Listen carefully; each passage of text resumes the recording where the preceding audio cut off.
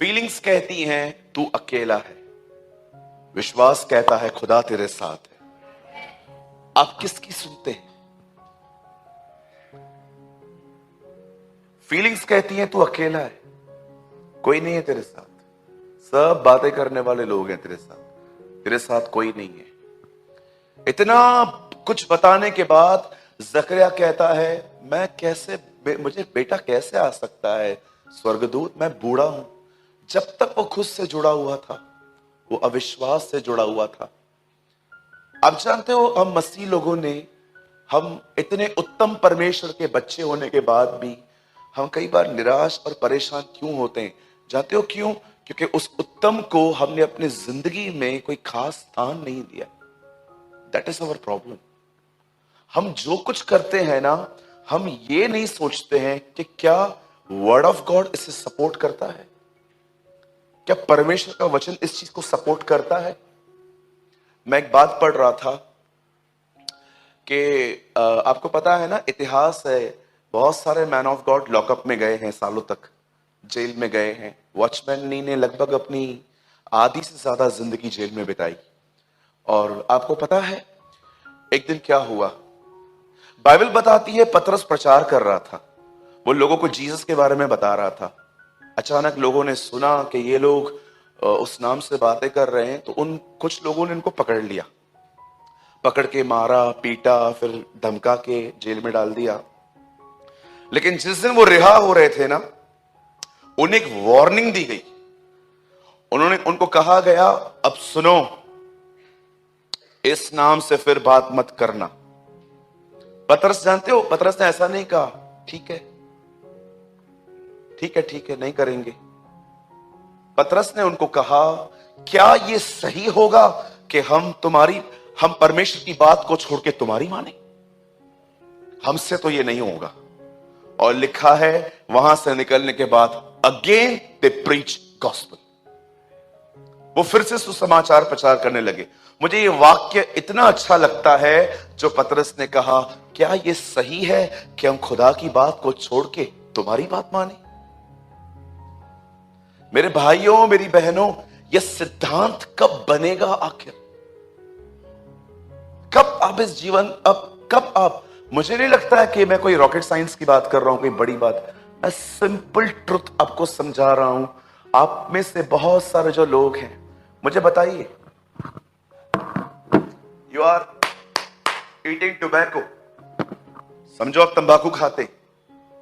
आपको पता है आप क्या कर रहे हैं? आप परमेश्वर के मंदिर को नाश कर रहे हैं। अगर आप बहन हैं, और मैं आपसे कहना चाहता हूं, अगर आप बुराई करती हैं, आपको पता है आप क्या कर रहे हैं? मैंने एक दिन खुदा से पूछा तुझे पाप से इतनी प्रॉब्लम क्यों है प्रभु? बोलता है क्योंकि पाप तुझे मुझसे अलग करता है और मुझसे बर्दाश्त नहीं होता। मैंने तुझे पाने के लिए अपनी जिंदगी दी है, अभी भी तू मुझसे दूर है। डू यू नो पाप से खुदा को नफरत क्यों है? क्योंकि पाप उसको आपसे अलग करता है, उससे वो दूरी पसंद नहीं है, इसीलिए वो क्रोधित होता है। आप में से कितने लोगों को यह बात पता है? यशायाह के 53वें अध्याय में लिखा है, उस धर्मी के प्राण देने के बाद यहोवा अपने वंश को वापस पाएगा। वननेस, प्रभु इसीलिए मरा ताकि हम एक हों पिता के साथ। परमेश्वर ने नहीं कहा आपको कि बस मेरे मेरे मेरे बलिदान पर विश्वास करो, माफी पाओ और तुम्हें जो कुछ करना है तुम कर सकते हो। This is a wrong life. चलो मैं आपको एक और चीज बताता हूं। पंकज भैया एक वर्ड लगाइए, यहां देखिए सब। मैंने अभी स्क्रिप्चर्स खुलवाए नहीं है, मैं 5 मिनट में आऊंगा। बदर एक वचन लगाइए, 1 कुरिन्थियों 15 अध्याय उसका 3 वचन। मुझे लगता है आप में से हर एक को यही पता है। यहां देखिए, हेलो, आइए, डोंट वरी, डोंट डिस्ट्रैक्ट। यहां देखिए, इसी कारण मैंने सबसे पहले तुम्हें वही बात पहुंचा दी जो मुझे पहुंची थी, कि पवित्र शास्त्र के वचन के अनुसार यीशु हमारे पापों के लिए मर गया। आगे ब्रदर 4, और गाड़ा गया, और अनुसार आपको लगता होगा ना ये सुसमाचार है, दैट्स गॉस्पेल। यीशु हमारे लिए मारा गया, गाड़ा गया, जी उठा। चलो ठीक है, मैं सहमत हूं आपसे। ब्रदर अब ये काम करिए, 2 कुरिन्थियों 5:15 यहां पर लगाइए। अब यहां देखिए, पहले में लिखा गया था यीशु हमारे लिए मरा। अब 2 कुरिन्थियों 5:15 में देखो क्या लिखा है, वह इसीलिए सबके निमित्त मरा कि जो जीवित है वो आगे के लिए अपने लिए नहीं परंतु उसी के लिए जिए।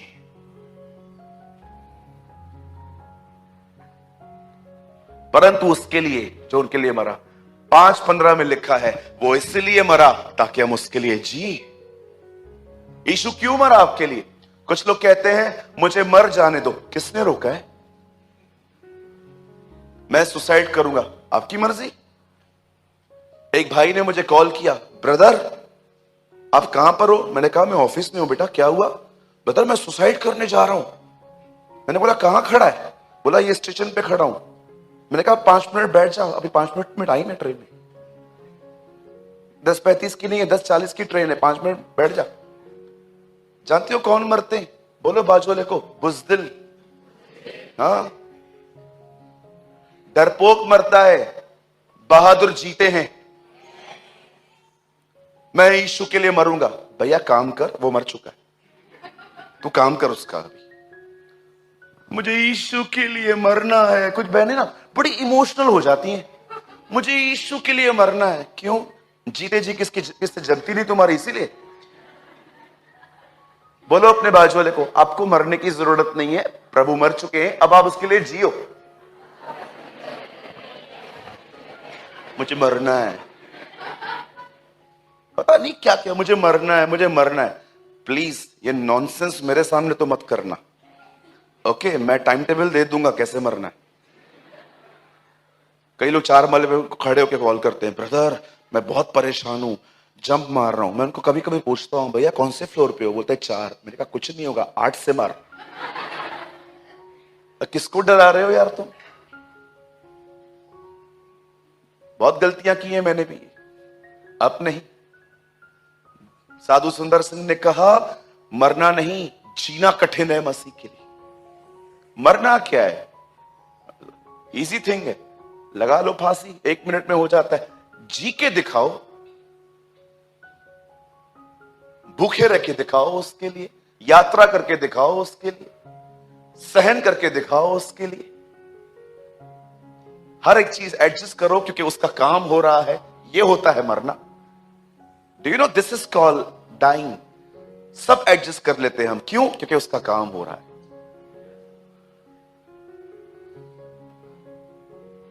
कहिए अपने पास वाले से, मरना नहीं है जीना है उसके लिए। हाँ, मैं मरने जा रहा हूं। क्यों जा रहा है? इधर या हम मिलके ही मारते हैं तुझे। Why are wasting your time? इतना उधर जाएगा, गवर्नमेंट को तंग करता रहता है तू। इधर आओ, हम ही मारते हैं तुम्हें।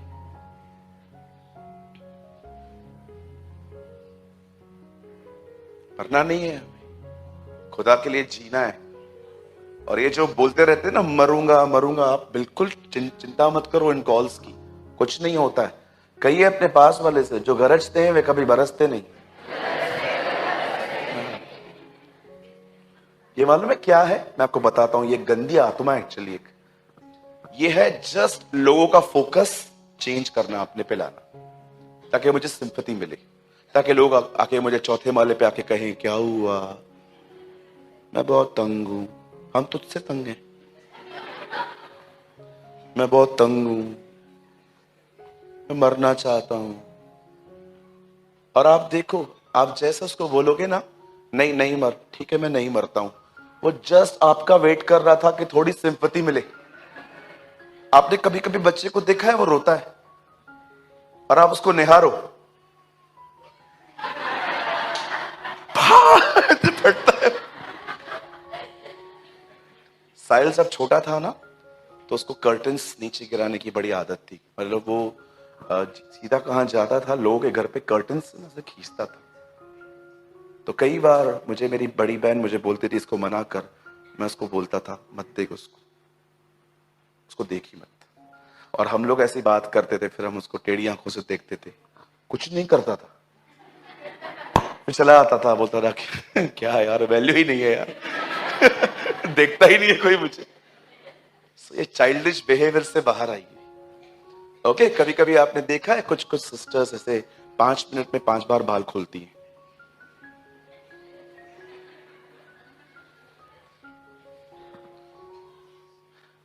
किस दिन मैं आपको बताऊंगा ये क्या है सब। We have a tremendous lust कि लोग मुझे देखें, लोग मुझे सुने, लोग मेरे बारे में जाने। बिल्कुल नहीं। गेट रिड, बाहर आओ उनसे। आपके अंदर एक ही चीज होनी चाहिए कि मेरा खुदा मुझे देखे, वो मुझे सुने, वो मुझे समझे।